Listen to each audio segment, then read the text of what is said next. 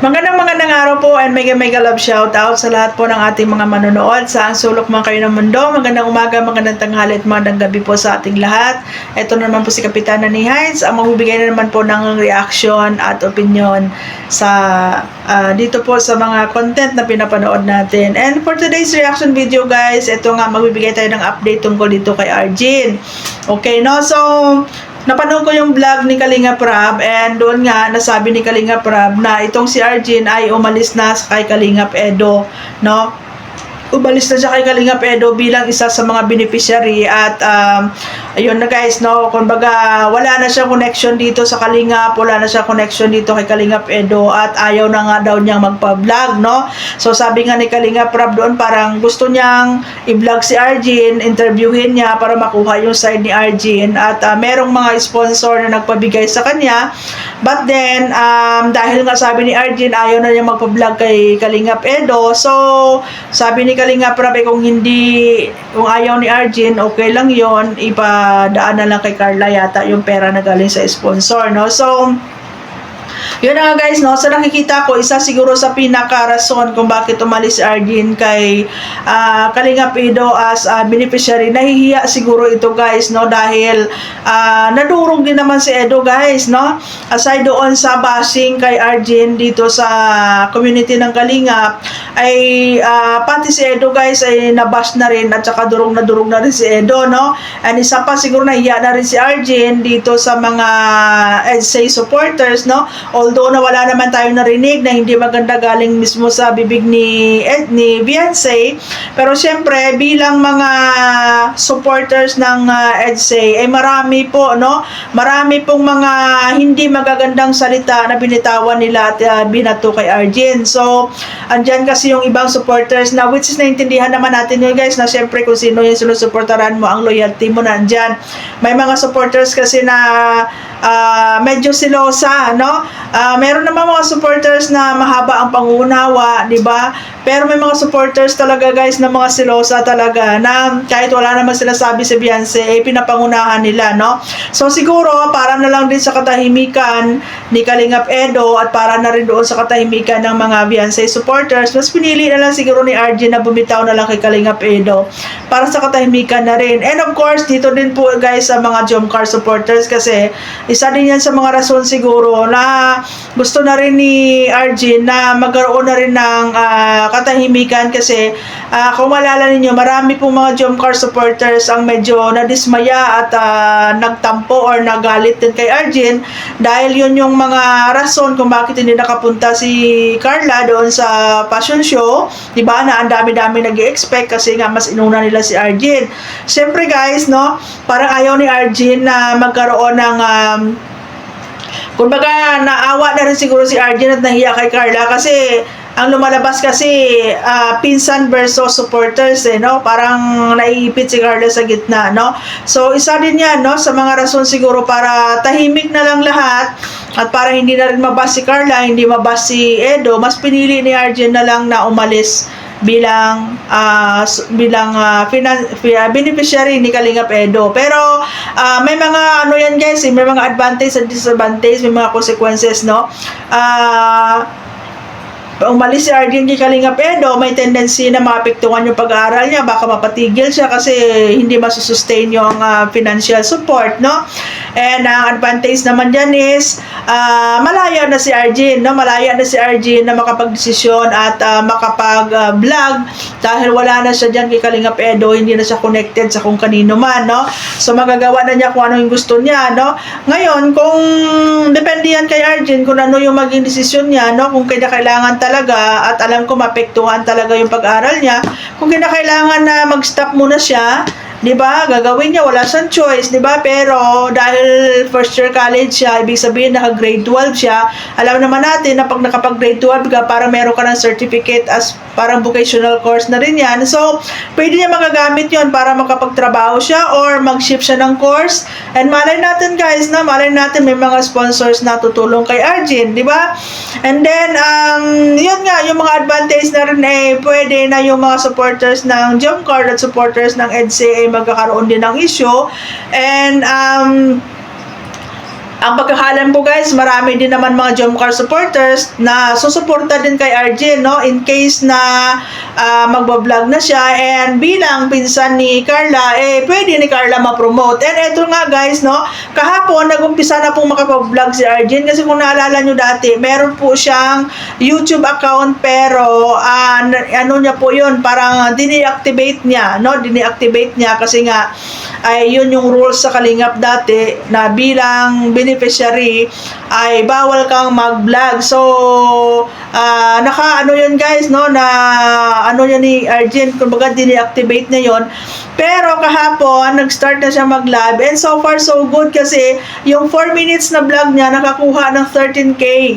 So malaki na yun guys, no, malaki na yung 13k sa 4 minutes na vlog mo, and then meron na siyang 15.7. Kumbaga nakuha na ni Arjen yung requirements about doon sa number of subscribers na kailangan. So ang kulang na lang is yung watch hours. I don't know guys kung ilan ang watch hour ni Arjen, pwedeng naubos na yun kasi nag-stop siya. Pero kung tuloy-tuloy yung pagla-live niya araw-araw at pag-consistent siya doon sa pag-upload niya, yung 4,000 watch hours guys, pwedeng-pwede naman yan, no? And pwede naman yan siguro ni Carla ma-promote at matulungan kasi pinsan niya, di ba?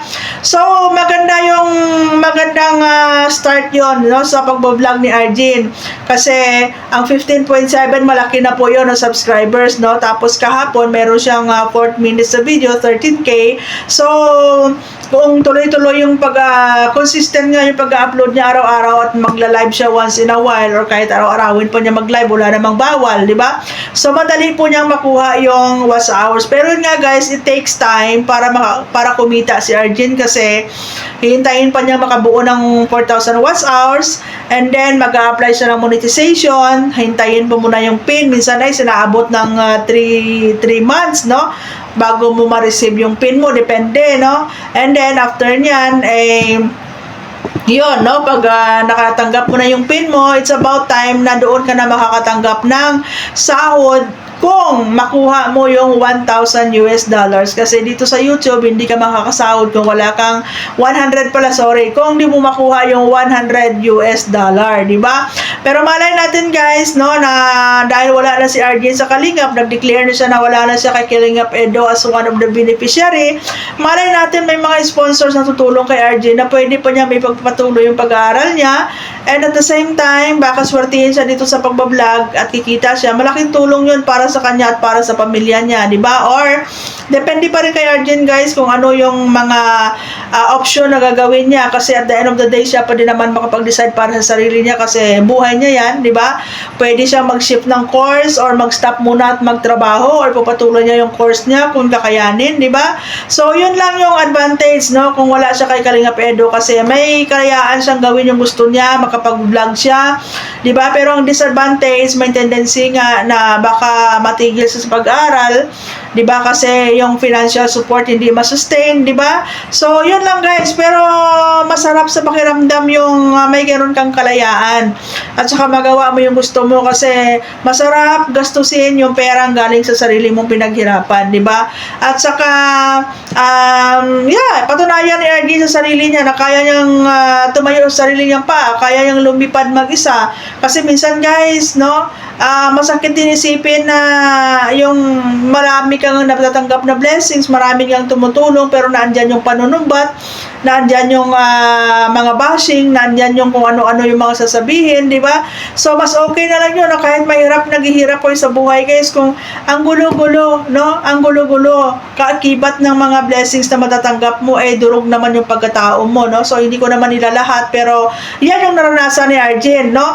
At saka mas okay na rin yun na pag umalis siya, di ba? At siguro, yung sinabi ni Arjen na ayaw na niyang magpa-vlog kay Edo at sabi ni Kalingap Edo, ayaw na niyang puntahan si Arjen, respeto na lang siguro ni Kalingap Edo yun kasi ayaw na ni Arjen na magulong buhay. Ayaw na niya ng, at the same time, ayaw ni Arjen na siya yung dahilan para magkakaroon ng gulo sa EDSA, di ba? Sa EDSA, at saka siya yung dahilan para mabas din si Edo kasi malaking tulong din po ang nagawa ni Kalingap Edo kay Arjen. So siguro bilang ganti, kumbaga ay ayaw niya niyang ma-involve si Kalingap Edu sa kanya at ayaw din niyang mabash, no?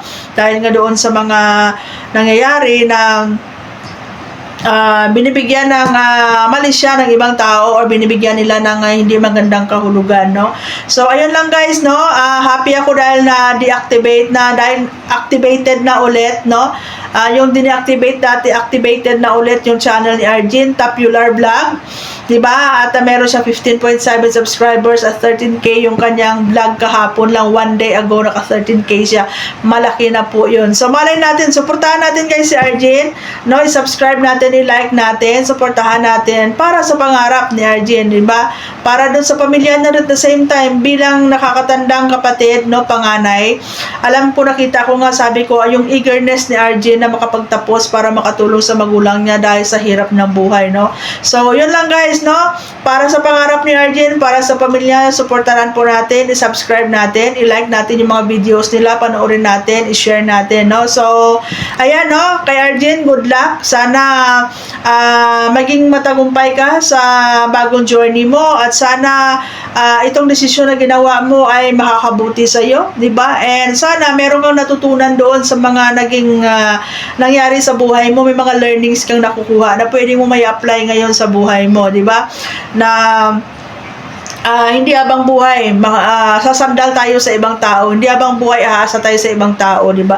Kailangan matuto tayong tumayo sa sarili nating paa, 'di ba? So, 'yun lang guys, no. Maraming salamat and abangan guys yung ano pa yung mga susunod na update kay Arjin dahil update ko din po kayo, no? Tuloy-tuloy po yung pagre-reaction natin kay Arjin and pagpo-promote natin kay Arjin. So, maraming salamat and God bless everyone.